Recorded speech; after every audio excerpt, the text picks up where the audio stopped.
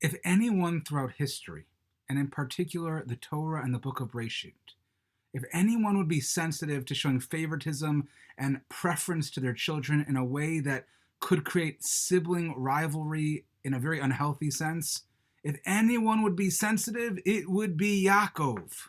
After all, Yaakov grew up in a home where his own father preferred his twin brother Esav, and where he himself was his mother's favorite.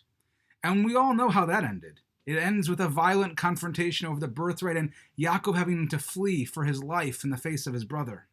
And if that sibling rivalry wasn't enough to teach Yaakov this lesson about what happens when you show preference for one child over the next, we see Yaakov literally make the exact same mistake that his parents did when he goes and shows over-the-top love and affection for his son Yosef.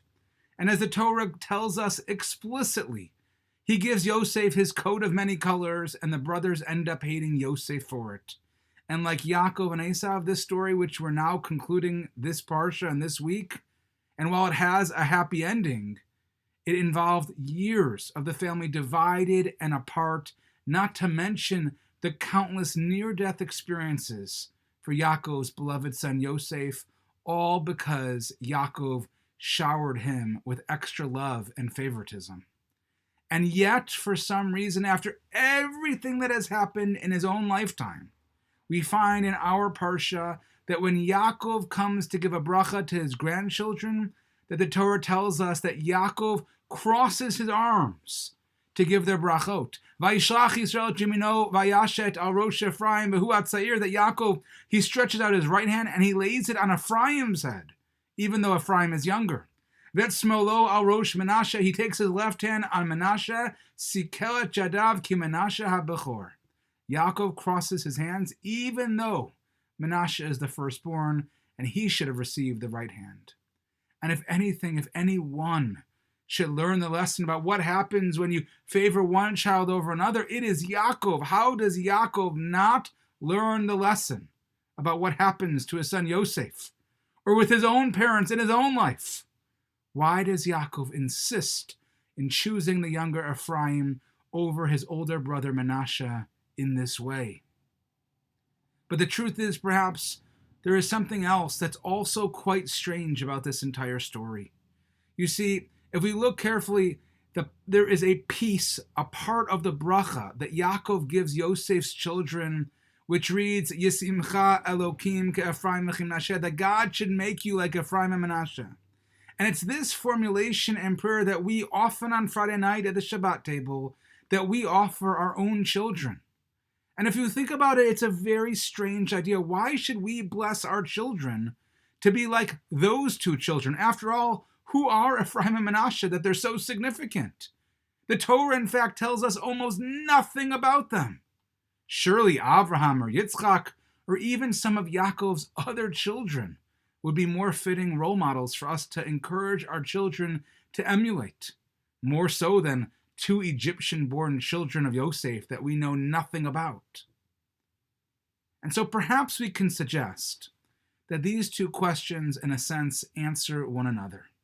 What makes Ephraim and Menashe so significant relative to their predecessors is that they were so unlike anyone that had come before them. Menashe and Ephraim are the first two brothers born in Bereshit who truly get along.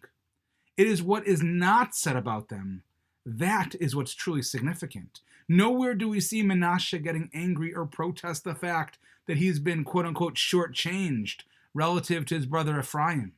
Instead, Yaakov establishes peace between brothers as the quintessential bracha that a parent can give to his or her children.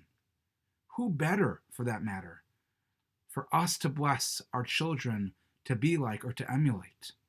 And yet, at the same time, in achieving this peace, Yaakov doesn't squash the individual character of each child.